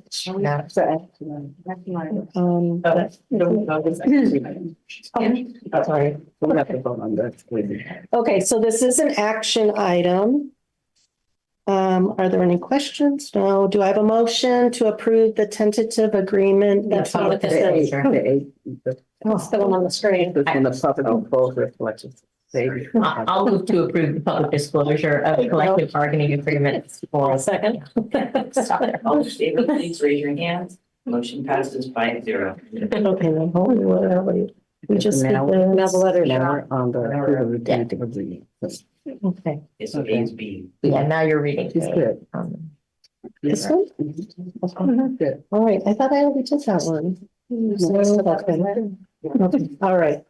So now we're going to be approval of the tentative agreement between the Pacifica School District and CSEA and its Pacifica Chapter 128 for 23-24. Carla's not here. That's LSEA. Yeah, it's LSU. Yeah. I'm here. Oh, there you are, Carla. Hi. Please excuse I'm not turning on my screen. I'm a little under the weather. Okay. Good evening, Board of Trustees and Superintendent Dr. Williams. Tonight, I am happy to report that after 13 negotiating sessions that began December 6th of 2022, that together in partnership with our labor partner, Laguna Salada Education Association, LSEA, we came to a tentative agreement at our session on January 29th, 2024. We thank each member of the LSEA negotiating team for their hard work as our labor partner in coming to agreements to support the working condition of our certificated employees. The tentative agreement for 2023-2024 includes Articles 9, compensation, Article 11, class size, Article 12, leaves, Article 14, transfer and assignment, Article 22, retirement, early retirement, and a memorandum of understanding of which language will be included in the tentative agreements. Therefore, it is recommended that the Board of Trustees approve the tentative agreement between the Pacifica School District and the Laguna Salada Education Association for the school year 2023-2024. Okay. Do we have any questions? No. No. Okay, and do I have a motion to approve the tentative agreement between the Pacifica School District and this LSCA for the school year 2023-24? A motion to approve. I'll second. All in favor, please raise your hands. Motion passes 5-0. This is what I read out, right? I just skipped. Yes. I don't see it here.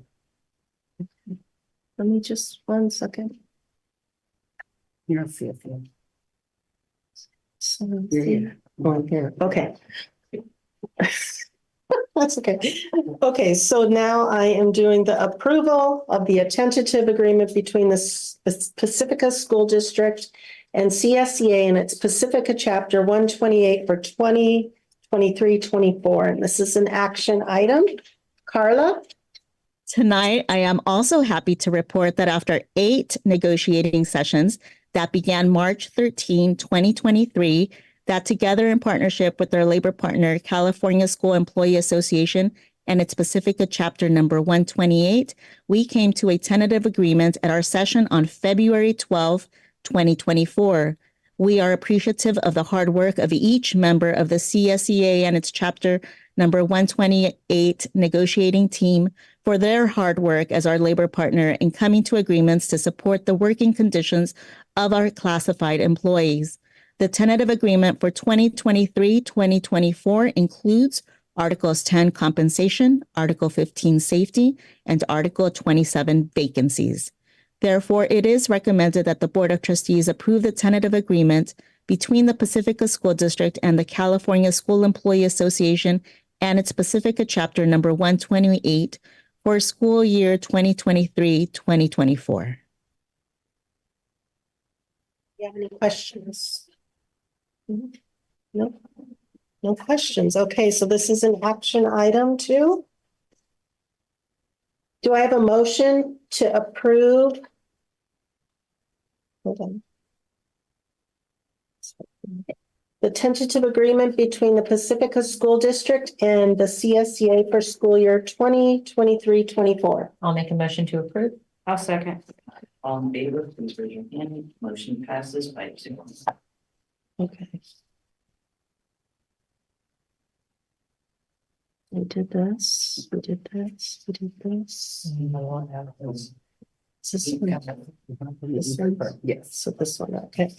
So on my sheet, it says C, meet and confer agreement between the Pacifica School District and the Laguna Salada Management Association, LSMA. If you're looking online, it would be D. And this is an action item. And Carla, Dr. Torres. Thank you. I would like to share that the Pacifica School District and the Laguna Salada Management Association, LSMA, an unrepresented management employee group, have met as part of the meet and confer process to discuss health and welfare benefits and compensation. A summary of the meet and confer regarding the 2023-2024 school year includes a 2% LSMA salary schedule increase effective July 1st, 2024, and a health and welfare benefits cap based on the two-party 2022-2023 Kaiser rate, also effective July 1st, 2024. It is recommended that the Board of Trustees approve the meet and confer agreement between the Pacifica School District and the Laguna Salada Management Association. Any questions? No? Okay, this is another action item. Do I have a motion to approve?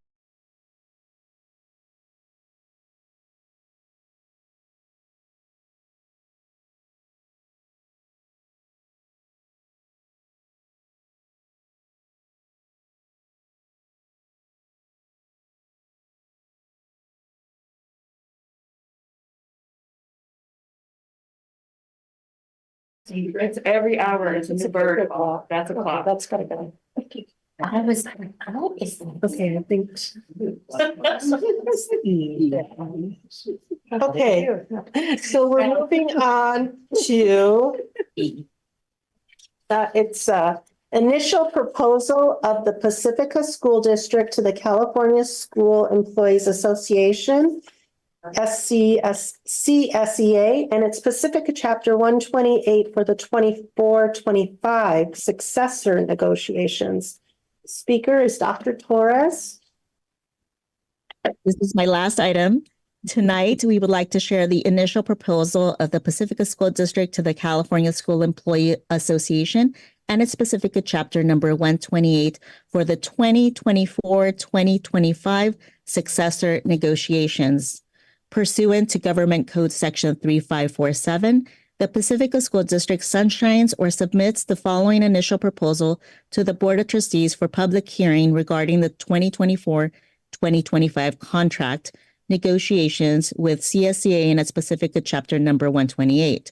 Pursuant to Section 1.4 of the current negotiated agreement, each party may reopen negotiations over Article 10, compensation, and up to 2 additional articles selected by each party during the third year of this agreement, 2024-2025. The parties may mutually agree to open additional articles. We are opening Article 8, Hours of Employment.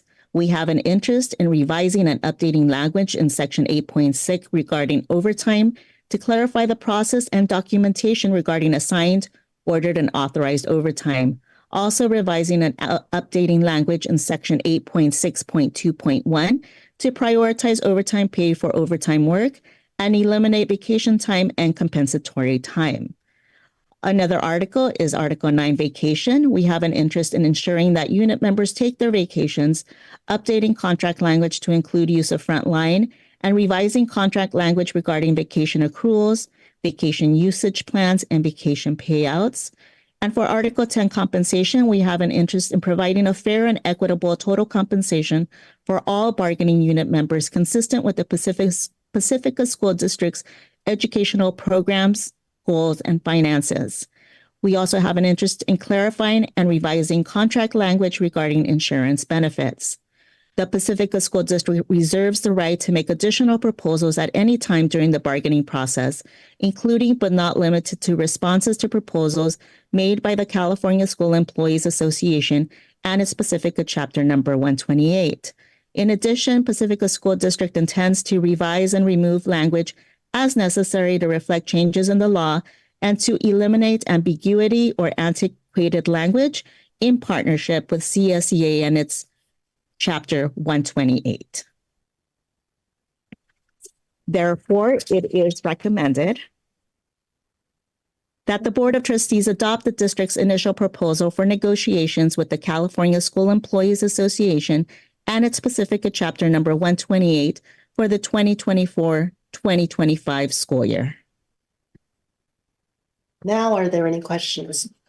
I do have a question about the additional articles. Why are we able to add additional articles this time instead of just the 2? We did not add additional articles. I think on the bottom, there are examples of articles that have antiquated language or that do not match to the law, the current law. So it's just updating that, and that's of interest to both parties.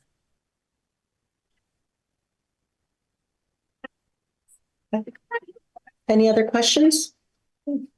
No? Okay, so this is an action item. Do I have a motion to approve the initial proposal of the Pacifica School District to the CSEA and its Pacific Chapter 128 for the 24-25 successor negotiations? Motion approved. I'll second. All in favor, please raise your hand. Motion passes 5-0. Thank All you, right. Carla. Thank you. Feel better. Feel better. Thank you. All right, so we are moving on to E, Ocean Shore Lock. Is that E? Okay, no. You're right. It's F online. We are Ocean Shore School Lock Set Replacement and Josie. Thank you. So tonight, we're asking the board to authorize staff to enter into contract with the lowest responsible bidder for the Pacifica School District Ocean Shore Lock Set Replacement Project. As you know, we've been replacing all of the lock sets throughout our schools. The lowest responsible bidder was Opening Technologies for $98,487. And so the recommendation is to award the contract to Opening Technologies. Anybody have questions? Okay, this is an action item.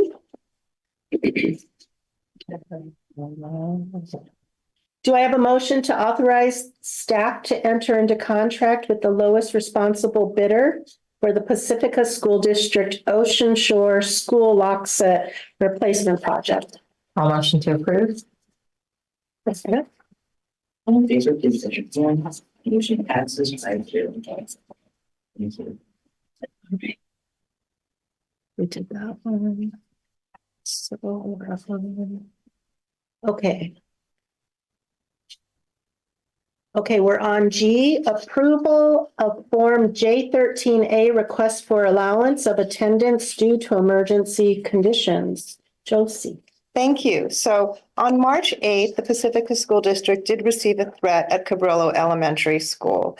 The district had immediately contacted the Pacifica Police, who closed the campus early in the morning pending the outcome of their search. Once they were complete, they did determine there was no credible threat and the campus was reopened. But due to this, we did have a material loss of attendance.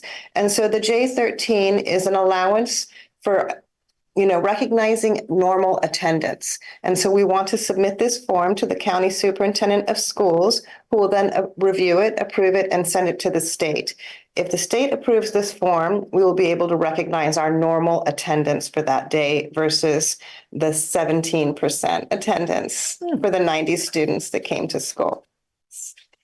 Thank you, Josie. Are there any questions?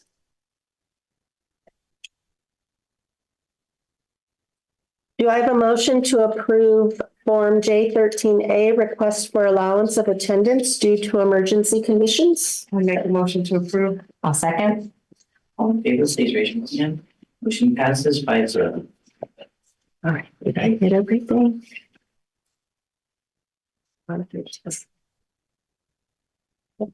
Okay, 13. This is the time for Board of Trustees, Superintendent's recap and future agenda items. Would anybody like to recap or express any ideas? The only future agenda item I'll ask for again, and maybe this is the school climate, mental health, and I don't know, discipline piece, but a conversation on bullying. We've heard it now twice from the student board representatives, and I think it would be good for us to tackle where we are, what we need to do, and plans, especially going into next school year. Yeah. I think that could be part of student climate, or it should be its own. Yeah, it'll be, we will have a presentation. Okay. Can we also, I remember at one point IBL had a button or something that they could push or add a note to if they were bullied, and it was anonymous. Do we? Hotline. Hotline, that one. It's a hotline, and you clicked on the bucket, the button on the website, and it had a hotline number. Yeah, and so I'm just wondering if there's 6 years ago? Yeah, it was a while ago. I think Dan put it together, but I'm just wondering if we had any successes addressing bullying before, and if we can maybe know what some of those ideas were or what we were doing, such as the hotline. Anybody else? One other thing regarding mental health is there's an app that the California Department of Health Care Services launched for students. And as I was given this today, I looked at it, and it is called Bright Life Kids for children's ages 0 to 12. It's a free app with a lot of great mental health resources. So, if we can get the word out somehow on Parent Square or something. No question. Stop it. That's okay. Yeah. Sorry. This was just I mean, I don't know. This is even. Yeah, that's much better. Well, maybe I could piggyback off of that, and maybe we could have a presentation on mental health. Yeah, that's on May 1st. Yeah. And And the bullying, yeah. Yeah. right. Okay, so that is it. Sorry. Go ahead. One more request. I I would love to better understand the math curriculum Yes. that we have and feedback that we may have from teachers and or parents and students at our different levels to understand if that's something we need to revisit, we need to provide more support. Where are we with that? Because our math scores, we often focus on reading, rightly so, and both are very, very important, but our math scores tend to be lower than our reading scores. And so just making sure we have a deep dive on math. Right. Got it. Sorry. Anybody else? Feel free to hit the gap. Got it. Meeting adjourned at 8:12.